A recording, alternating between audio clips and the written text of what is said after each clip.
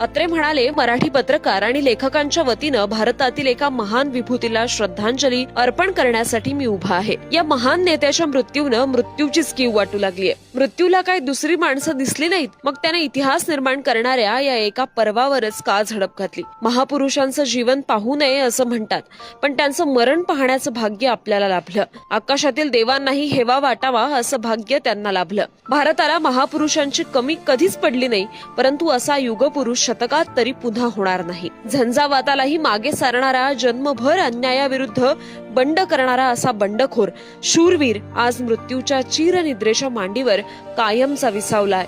त्यांचं वर्णन करण्यास शब्दच नाहीत. भाषण संपल्यानंतर बाबासाहेबांच्या पार्थिवाला अग्नी देताच संपूर्ण परिसर ओक्साबोक्शी रडू लागला.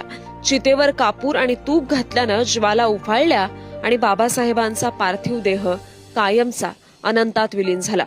यावर भगवान खैरमोडे लिहितात, सूर्य मावळल्यानंतर काजव्यांचं साम्राज्य सुरू होतं.